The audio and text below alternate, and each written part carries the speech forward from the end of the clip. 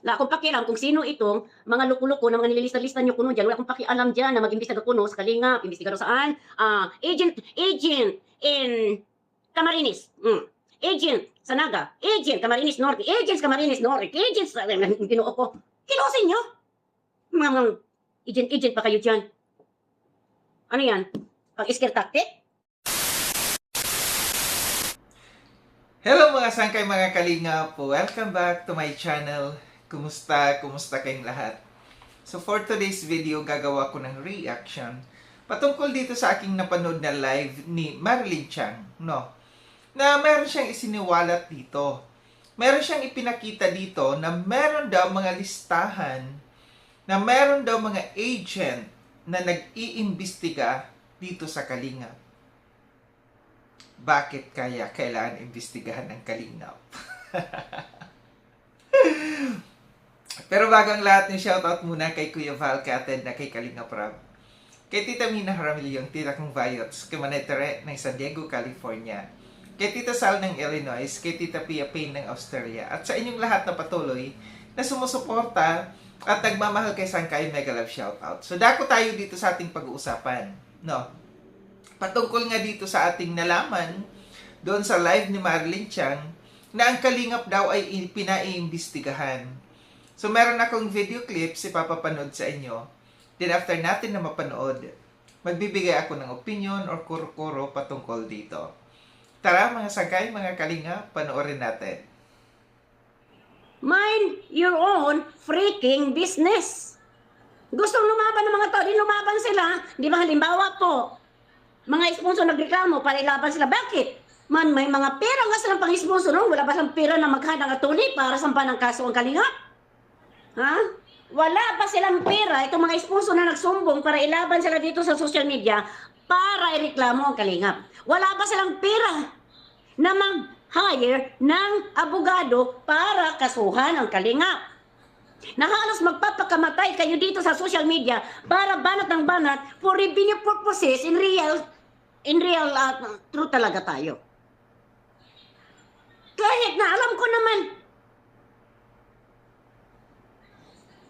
may mga lista-listahan pa kayo diyang mga investigator. I don't care about that. Buhay ko ba yan? Investigador kayo, kayo na. Kayo na mismo pumunta, kayo live ng live eh. Kayo mismo mag-imbestiga, mag-upa kayo ng tao. Ngayon, magbabayad pa kayo ng mga tao mag-imbestiga doon sa Kalingap, Managa, Maynot, Camarines, Ninisur, at kung ano-ano pa, no? Mag-iimbestiga pa kayo. Eh kayo lang. Kayo live ng live eh. Kung may pira silang pambayad ng investigador, may pira din silang pambayad ng abogado para ano, gusto nila magkaso sila. Ako, nagre-react lang ako dito kung ano nakikita kong mali. Nagsasalita ako dito kung ano nakikita ko na tama. Hindi naman yung issue eh.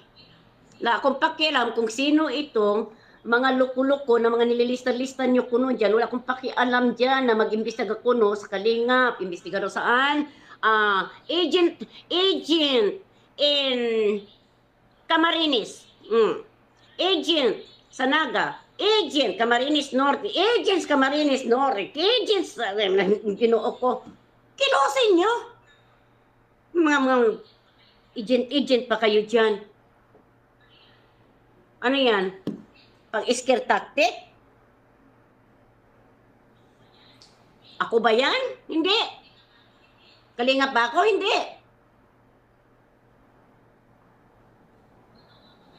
Gagawa pa kayo ng mga scare tactic niyo dyan. Kung gusto niyo talaga kasuhan ng tao, kasuhan niyo kaagad. May mga pera naman, yung mga sponsor na nagbabayad dyan, mga investigator. Bakit magpapa-investigate? May mga resibo naman sila, di ba? Lumalala ka, Mama. Lumalala ako. You are willing to lie and lie and lie and lie and slander to defend Kalingap. No. Lumalala ka, Mama. You're willing to lie and slander to defend Kalingap. Saan ako nagsisinungaling doon? Kayo. Hanapan mo ko ng video kasi magaling ka maghanap ng video. Hanapan mo ko ng video kung saan ako nagsisinungaling doon. Sa sinabi kong merong video na nilabas si Kalinga Prab, si Kuya Bal, si Ali Edna, na ang love team nila ay katuwaan para sa mga OFW. Kayo ang lumalala. Wala na kayong katigil-tigil sa paghihiganti para i-prove lang magaling kayo. Ha? Hindi ko sinasabi na sa lahat ng panahon, ang Bal Santos Matubang ay biro lahat. Sabi ko, not all the time, but not what you see is what it is. Minsan tingnan natin na yung mga binibitawang salita ng isang content creator, isang founder, wag natin kukunin na lahat ay totoo. May mga totoo din, may mga hindi. Saan ako nagsinungaling doon? So yan mga sangkay mga kalinga, pati napanood no, yung video clips na aking kinuha mula doon sa kay Marilyn Chang. Besh, credit dito sa iyo ha.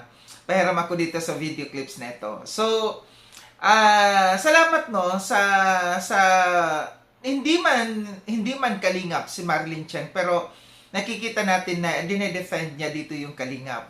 Hindi naman na siya part ng kalingap dito, pero nakita natin na nandito, nasa side siya ng kalingap. Ang reaction na niya dito, itong reaction nitong si Kayo, no? Na alam naman natin itong mga ito, pagka merong issue dito sa kalingap, nagpupuntahan sila dito sa kalingap, nakikisaw-saw sa mga issue. Dati galing nito dito, tapos umalis. Pumunta naman sa ibang community. Kilala kita. Best Marilyn Chang, since na magkaibigan kayo ni Tita Mina Jaramillo, ang sponsor ko, kilala ni Tita Mina Jaramillo itong taong ito. And ako mismo, dahil ikinukwento sa akin ni Tita Mina Jaramillo kung anong ginawa sa kanya nitong taong ito. Kaya nga yung mga ito, no, nakikisaw-saw para makakuha ng mga sponsors, may mga malinlang silang mga sponsors. Sa kung saan community, meron silang makukuha ng mga views, tapos may makukuha ang sponsor, nandoon sila. Palipat-lipat sila, no? And, paalala lamang sa mga sponsors, huwag kayong magpalinlang. Huwag kayong magpalinlang sa mga tao, no, na kunyari kumakampi sa inyo. Na kunyaring concerned sa inyo. Hindi ninyo alam, nahuhuli kayo sa patibong nila. At isang buhay na patutuo, si Tita Mina Jaramillo, ang tita kong Vayots, kung anong ginawa nitong taong ito sa kanya. After ng lahat-lahat, tapos, pagdating ng araw, biglang ibabagsak si Tita Mina Jaramillo. No? And also, kaya masamang loob nito sa kay Tita Mina Jaramillo kasi blinak na siya ni Tita Mina. Kaya ulitin ko, sa mga sponsors dyan, huwag kayo magpapahuli sa bitag ng mga ganong klaseng tao. In general ito ha, na kunyari concerned sa inyo, kampi sa inyo, pero hindi nyo alam, no, na mayroong ibang purpose sa inyo. Bulsa ninyo ang purpose nila. Kaya nga sabi ko sa iyo, Besh, no, Marilyn Chang, since na magkaibigan kayo ni Tita Mina Jaramillo, no, meron kang access sa kanya, tanong mo sa kanya, ano ba ang ginawa nitong taong ito sa kanya? Alam ko ang kwento. Yung taong yan, nothing. No? Kaya nga walang pumapatol dyan eh. Walang may pumapatol dyan sa taong yan na mga reactors ng Kalingap. Kasi wala eh. Walang. Magaling lang yan manakot. No? Pananakot. Pero kung malalaman lang ninyo ang buong pagkatao ng taong yan, nako, matatawa na lang kayo. Balik tayo dito sa sinasabi, no, na galing ito dito kay Kayo, no, na sinasabi na may mga nag-iimbestiga sa Kalingap. Para ano? Ang tanong dito, para ano? Anong iimbestigahan nila sa Kalingap? Open book ang Kalingap. Walang inililihim ang Kalingap, no? Alam niyo yan kung ano. Para ano pa? San katutak yung mga agent na sinasabi na from Naga, Kamsor, kung saan-saan. Ganun ba katindi ang itinatago ng Kalingap na para mag-hire kayo ng mga agent? Di ba, nakakatawa lang. Mayroon nang nagpatulfo. Napatulfo na anong nangyari? Wala rin nangyari. Hanggang ngayon, wala pa rin yung harapan sa barangay. Ibig sabihin lang, kahit galing na sa tulfo, alam yung kwento ng tulfo. Alam nila kung ano yung nangyayari dito sa social media. Social media ito. Hindi kinakailangan, no, na mag-hire ng mga agent na para imbestigahan ng Kalingap. Ano to? Kriminal? May mga pinatay yung Kalingap? Kulto ang Kalingap na kinakailangan imbestigahan? Parang yung mga nangyari dati sa Davao, di ba? Na grupo na iniimbestigahan, Senado mismo ang nag-iimbestiga. Ganun ba kalala ang Kalingap? Nakakatawa, di ba? Nakakatawa lang yung mga ganitong klaseng mga pananakot ng mga tao, no? Na ever since, mula umpisa, puro ganyan ang pananakot sa Kalingap. Hindi nila alam matibay na ang Kalingap. Tumibay ang Kalingap dahil sa mga pananakot nitong mga tao, no, na mga nakikisawsaw dito sa Kalingap. Para ito lang ang habol nila dito eh. Para magka-views, para makakuha ng simpatya sa mga viewers, at para makakuha ng mga sponsors. Yan lang yung dahilan kung bakit nagpupunta yung mga yan dito. Kung bakit sila mga nakikisawsaw dito sa loob ng Kalingap. Wala nang iba pa. Pero kung sasabihin ninyo na talagang concerned sila sa mga tao na nagiging kalaban ng Kalingap, hindi.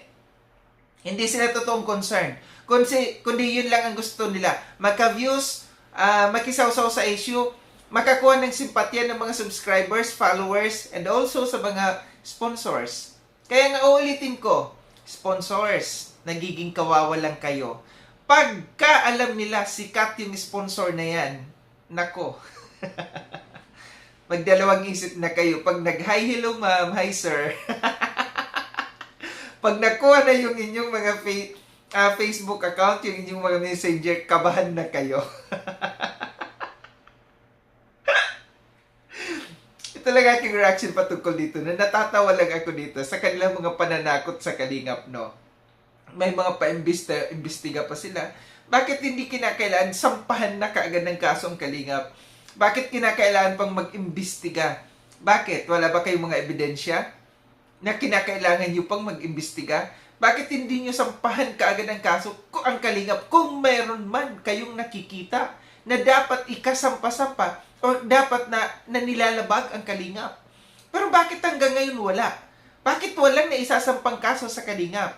Bakit hanggang ngayon puro dakdak lamang at pananakot nitong mga nakikisawsaw dito sa loob ng Kalingap? Kasi alam nila na wala silang makukuha na ebidensya na laban dito sa Kalingap. Yung kanilang mga gawa-gawang kwento, kanilang mga gawa-gawang paninira dito sa Kalingap, alam ng mga tao, alam ng mga viewers kung anong ginagawa ng Kalingap, kundi pagtulong lamang.